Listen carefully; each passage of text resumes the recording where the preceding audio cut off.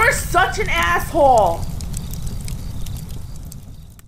AssholeConsulting.com. Good evening, afternoon, everybody. A not so young man, right? It does not to say he's old. He's just not that young. Usually get young man, that means younger than me. This guy could be my age. Ronald Reagan versus Ron Paul on foreign policy. I'm sort of a mix between conservatism and libertarianism. There are areas where they kind of agree on: capitalism, overall scope of government, Bill of Rights, personal responsibility, socialism, feminism being shit. Example, on the drug war, and I side more with libertarians, not because I think drug dealers are the victims of racism, but because the drug war hands criminals a high-profit industry to engage in the affairs, and it contributes to violent crime, especially for blacks. I guess if I do something voluntarily and don't infringe on other people, it's fine. That is and not only the entire concept of libertarianism, that was what America was more or less about. Like, leave me the fuck alone, and I'll leave you alone. Which is why I'm all for every non-leftist out there banging every Democrat's wife if she's hot. Because that way we fuck with them back. Or fuck with their wives back. Anyway, neither here nor there. Of course, there are areas of disagreement. For instance, if I took the libertarian platform, I would fully agree with everything except abortion, pro-life on the grounds of the non-aggression principle, border control, legal immigration, and of course foreign policy moderately. A big one was the Cold War. See, because libertarians and ANCAPs are some of the best critics of communism, the famines, the gulags, the Orwellian propaganda-based mind control, the extreme poverty, the loss of freedom, and the deaths. But when it came to actually halting the spread of communism as part of the domino theory, they opposed wars in Korea, Vietnam, Grenada. They opposed planned intervention in China and Cuba. They opposed Reagan on military buildup to stare down the commies. But when the Iron Curtain fell, they were biggest celebrators. I believe if America had intervened in China the way we did in Japan to assist the nationalists, Mao would have never come to power. Over 50 million lives would have been spared. I understand they don't want war for the sake of war. America should not be the world police, should not be beholden to organizations that usurp U.S. sovereignty. But communism, like Nazism, spreads like a plague. They invade and conquer and then invade some more. Let's not forget about Islamofascism either. The way I studied history, I believe if America had gone full isolationist in terms of military, the rest of the world would have been taken over by communists, and they would have invaded America. Reagan really did save the world from communism and nuclear war. Then there's the whole Middle East problem. I'm mixed on it. I think both the anti-war and pro-war factions have valid points and non-valid points. Valid anti-war points: no thermonuclear weapons found, destabilization from power vacuum due to historical tribal and religious conflict in Iraq, Syria, and Libya, U.S. protecting poppy fields, U.S. giving money to Islamists who became our enemies. Well, I could see that when we were fighting. That's a non-debate. That's like, oh, hey, you're going to fight the communists? Here you go. Hello, well, did you know that these? It's like, yeah, because we had a little bit bigger things going on. Now instead of thermonuclear war with Russia, we just have Islamic terrorism. It's an improvement. Non-valid anti-war points. War for oil. We didn't get the oil. No WMDs. Saddam clearly had nerve gas that killed between 250,000 to 2 million people. Well, was that Iranians when they had the Iraq-Iran war?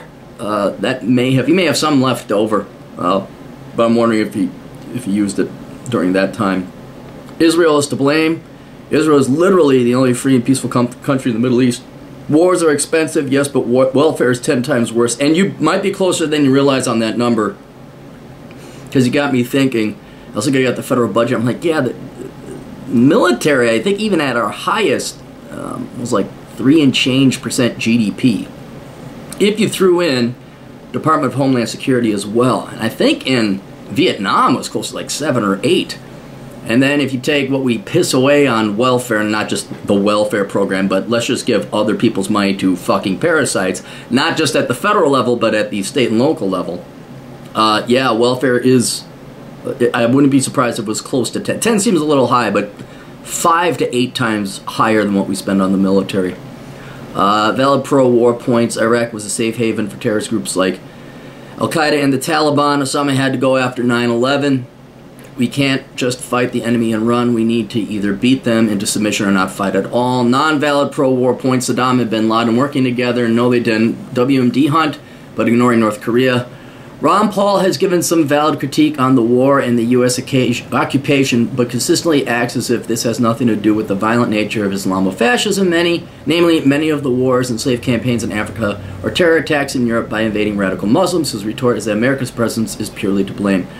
I like your take. If it's worth $38 on foreign policy, who would be better, Reagan or Paul? All right. The problem we face with this is Ron Paul was a senator. Maybe he started as congressman, then he was a senator. He had 2 stints in Congress. And because of that, you can maybe look at his voting policy. I just looked him up on Wikipedia, and okay, what was his international policy? And it's basically what you said here. Whereas Ronald Reagan, he had no such luxury where he could just simply be a congressman. He was the president of the United States and was in charge of the military. So Reagan probably had to make a lot more decisions than Ron Paul ever would, and on instances and things that, were not maybe as pressing or as emergency as 9/11.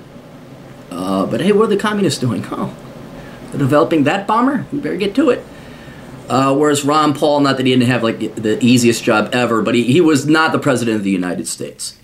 And so because of that, Ron Paul's track record it's more what he says, not what he did. Whereas Reagan was in office for 8 years. He did face down the communists. We did have to deal with a couple things in Central and Latin America. So he has more of a track record, which should then be criticized as well. But as to who I would say let's take the other main point I was going to point out. But then you have Reagan's obsession with the war on drugs. So whereas I would give Reagan a little bit of leeway, it's like, well, yeah, you were president during somewhat during the Cold War. But then it's like, what were you doing this drug war and just say no to drugs and all that? I understand if you're going after the financing mechanisms by which the communists were funding themselves, like the FARC rebels and all that. Look it up. But what the hell are you worried about? Thank you, Nancy. Thank you, Nancy Reagan. Don't just say no. Okay, all right. So you could say they had good intentions, but from a political, philosophical standpoint, yeah, I don't know. I would disagree with Reagan on that. But overall, if I had to choose if I had to choose, I would like to be a cafeteria Christian and choose the things I like and don't like. I like a large military. I really do think there's a lot of deterrence there. So I'd probably side with Reagan a little bit more. And to be honest, I would probably have invaded or intervened in Grenada, Cuba, even though that wasn't a thing. That was Kennedy. Because I agree with you 100%. There's evil in the world. And that's why I think Ron Paul's a little bit naive, and I'd side a little bit more with Reagan. There is evil. Now, it may not be our responsibility and job to go do it. But if they're fucking with us, like flying planes into our buildings. I love how there's just as many people that died in 9/11 as there was at Pearl Harbor. I think it is, it's Pearl Harbor Day. And in the case of Pearl Harbor, what we did is we went over there, fought them, and fucking nuked them in the end. Then when that next kind of attack came around, we were all like, well, we'll go over here, but we're going to have these policies. Whereas I think the World War II would have just been, fuck it, no, we're taking, now we could have done it a little bit differently. I don't think going into Iraq was necessarily the greatest strategy. I actually believe it was more of a beehive approach. But no, we don't have time for debating that or Monday morning quarterbacking George W. Bush. But I'm not as a pacifist as much as you might think, especially if people are fucking with us. So if you're flying planes into our buildings, that's a direct threat against the people. And for simple survival's sake, we're going to wipe out everybody who did it. Or is this or is cheering it on? So I'm kind of with a Reagan World War II type of approach there. However, more along the Ron Paul type way, we're not just going to go randomly busting nuts and cracking skulls. We're going to find the right skulls to crack. And so an invasion of Iraq, probably I would, if it was President Cappy, he wouldn't do that. I would be pulling the Saudis over and say, do you like your country? We could do a hell of a lot better job with it than you. You're going to give us the heads of everybody else that did this. And if it's not to our satisfaction, we're going to take over. And Saudi Arabia will be the 51st state. And I don't care how many skulls we got to crack. We're going to make it very clear who's not that who's in command, but you're not flying planes into our buildings. It's not going to happen. Now today, even though it's a little bit expensive and so a tedious work, hunting down terrorists, finding cells and all that, I definitely would be approaching more of a spy versus spy approach to that. But yeah, I would not be dragging on 15 years of war because, oh well, we're not too sure about that. It's like, yeah, you know what? I'm not sending or risking 1,000 U.S. soldiers' lives to not be too sure about that. Quarantine it and get people out here now. So again, I probably would not be so much the Ron Paul, but I would not be engaging the entire U.S. military on it either. What else? Yeah, I have to agree with you that, yeah, Israel's to blame. No, it's not their Ron Paul. We could get rid of Israel. This gets back to the evil thing, or ideologues. You could say, no, there's a lot of Muslims that just want to kill and dominate everybody else on the planet. That's it. That's how simple it is. The communists just want to dominate and enslave, and ultimately, if they don't do what the communists tell them, kill everyone on the planet. So I do believe in the domino theory. It's just because I've seen enough evil. I've seen enough scum. I don't have this, oh, there's a good day, everyone. No, I'd have to say there's a lot more evil in the world than there is good. And again, where I wouldn't be as idealistic as Dr. Paul, and probably a little bit more Ronald Reagan, maybe a little bit more Teddy Roosevelt. I don't get into. I'll give everybody a shot. Like, okay, what's your explanation? What's going on here? All right, can this be resolved peacefully? No, you're fucking around with me and you're jacking on my dick. Fuck you, you're dead. That's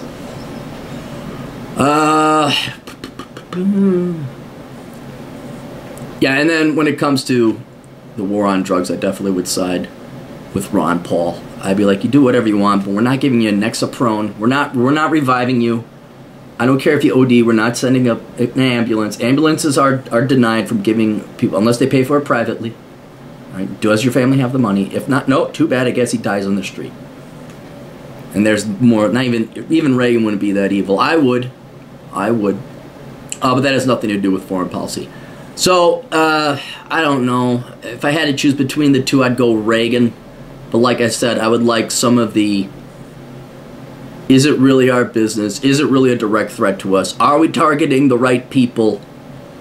Simply because it only makes economic sense. You know, you could piss away trillions of dollars on a stupid war and still not win it. So I would take somewhat of a reasoned and evidenced and impassioned, or unimpassionate, not no emotions. Because I want every penny to count in killing and stopping the bad guys. And just running off and starting wars does not seem to have worked too well for the United States. Though we did beat communism. We did do that. So, capitalism still took over. I mean, Mao's got to be rolling in his grave, and so does Ho Chi Minh, because Vietnam and China are almost more capitalist than the United States now. But North Korea, Venezuela, and Cuba, the only places really that exist anymore. Oh, and Sweden and Canada. Those places. All right, that's it. You guys got questions? The old captain's got answer at assholeconsulting.com. We'll see you guys later. Toodles.